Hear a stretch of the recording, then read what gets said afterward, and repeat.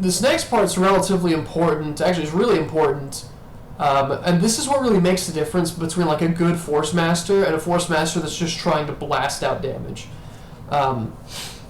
So, if you're in a party and you have a bunch of melee classes like Destroyers, Countermasters, Assassins, if you're that Force Master that's like you have threat all the time, but you're like running around the room kiting mobs, you're kind of fucking over your melee squad, your melee team, your teammates. Because and to put this into further detail, like my friend that I play with, and that we pretty much duo like almost all the content. We can't like duo Blackhorn or anything, but we two-man like pretty much all the content. And from what I've gathered, like Destroyers, especially true for Destroyers, they do the most damage when they can sit there and just slam out damage on an enemy. So if I'm running around the room just kiting bosses, and just keeping it mobile, then that really fucks him over. Like he never has a good chance to like pop his fury and animation cancel and just sit there and slam out damage on the boss like he should be able to. But Force Masters that get aggro and like run around the room and try and kite all the mobs, you are not helping your melee DPS do any damage. You're keeping them from doing damage. And so that is a huge difference between a good Force Master and a bad Force Master. And melee groupmates will probably realize that. They get pissed off if they have to waste their cooldowns, and then the Force Master gets aggro and like kites the boss away. And that just like fucks them over, and they're like, God damn it. And that's just something I've gathered through like playing with my melee friend, and like we talk about it all the time, and like how we can figure out better ways to keep the boss in one position. And so that's where I really start with my utility abilities. And now I'm Hongmoon level 3 right now. When I'm Hongmoon level 5, I will have 3 extra points, and I will put them into Glacial Beam, because that's another CC ability. But Glacial Beam and Heat Wave are both the same in the aspect that they apply a joint crowd control technique twice. So it's an instant way to crowd control the boss. This one stuns, Glacial Beam stuns, and Heat Wave will knock them down. And of course, whenever you knock them down or stun them, that enables the other melee in your group to either grapple, pick the boss up, and then you can just slam out damage. It even enables you to do more damage without getting hit and without taking damage because you're crowd controlling them. And that just helps your team out. And ideally, you want to keep the boss as stationary as possible so that your melee can benefit the most. That's especially true for assassins as well. They get the most damage from hitting targets from the back. And if you're that Force Master kiting mobs around, then and the boss is like switching positions all the time, they have a really hard time doing the most damage that they can do. Like you're just making them struggle. And so if you're Force Master tanking, if you're the one that has threat and you don't have a dedicated tank, then you want to do everything in your power to keep the mobs stationary and keep them in one place. So Heat Wave, it's a great way to control multiple mobs. It's an 18-second cooldown, which is the main reason I take it over Glacial Beam.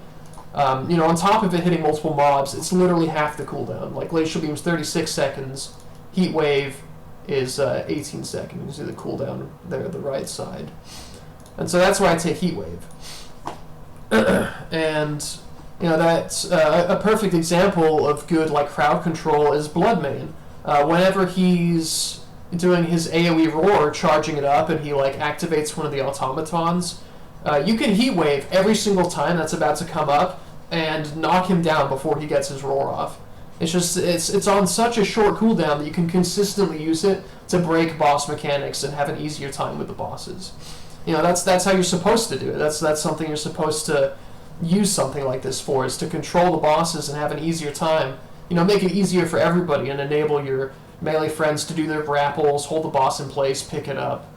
And it's easier for everybody to then do damage. So that is what makes Force Master utility good, and that's just 2 great abilities that you can get out of Force Master utility that help the team. Now, aside from that, you really just want things that keep yourself alive as well, especially if you're generating threat all the time like I do, and like I always have aggro. So naturally, you want 1 point in Frost Armor. Really, it's just for the safety blanket of the health regen. You never want to be getting hit and be so low that you Frost Armor to save yourself, only to break out of it and then get hit once and die. So the extra HP recovery just is like a little bit of a safety net. So that just helps out. So I put 1 point into it. But of course, you still want the 1 minute cooldown. You know, if you go into the 30% HP recovery, the big HP recovery, it's a 3 minute cooldown. And you want this to be as short a cooldown as possible, just to block as much damage as possible. Aside from that, 1 point in second wind. This really helps out, gets you out of any sticky situation, because the addition of it allows you to escape from essentially all of the crowd control types, like knockdown, stun, daze, or unconscious. The only thing it won't do is get you out of a grapple, which is a little unfortunate, but you know, if you really feel you need that, then you can just spec into this. And it's a little focus recovery. And then aside from that, I think Phantom Grip deserves a good mention here. This is something I spec into, is the Shadow Grasp, the block approach skills. If you use this in skittering tunnels, it will keep all the spiders in one place. Like I'll usually run in there, round up all the spiders, try and kite them all in one direction until they're close enough for me to just grip all of them in. And then you can just grip all of them in, it keeps them from doing their jump, it slows their movement speed, and then you can just go to town, spec into the Dragon Char, and just, Heat Wave to knock them down, Dragon Char, just destroy them. So this is your great utility ability for crowd controlling groups of mobs and keeping them in one place while you kill them. You don't really want points in Aerial Phantom Grip. Aerial combat is not good for PvE. It disables a lot of people's main damaging abilities. For Force Master in particular, it doesn't disable us a whole lot. We can still do a lot of our rotation. But if the burn stack falls off and the target's in the air gets knocked up right as the burn stack falls, you cannot Force Blast an enemy that is in the air. I don't really know why that applies, but the ability grays out and you cannot Force Blast a target in the air. And so that disables your ability to keep up the burn.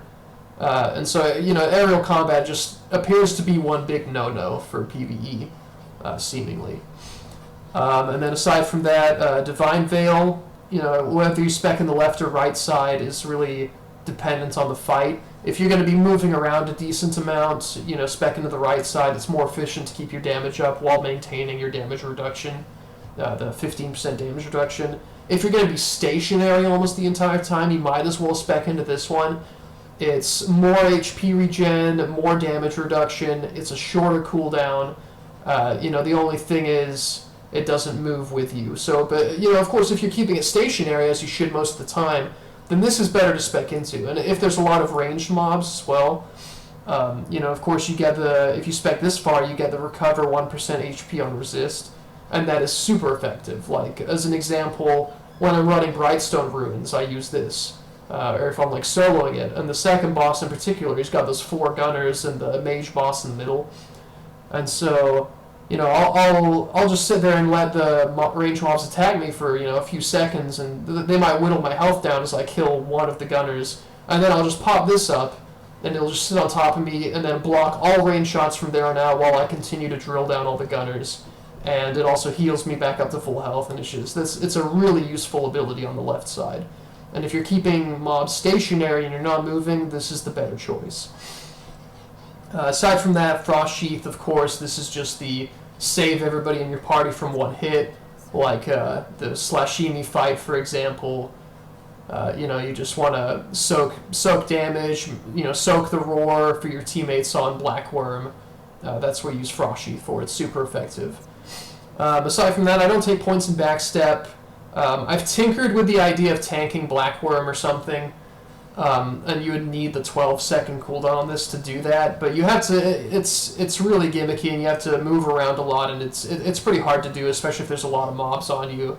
I mean, sorry, not mobs, but if there's a lot of people around you, even with the lowest graphical settings, I get a lot of FPS lag, so tanking Black Worm is a really long shot. I believe it's possible, but I haven't experimented with it enough yet.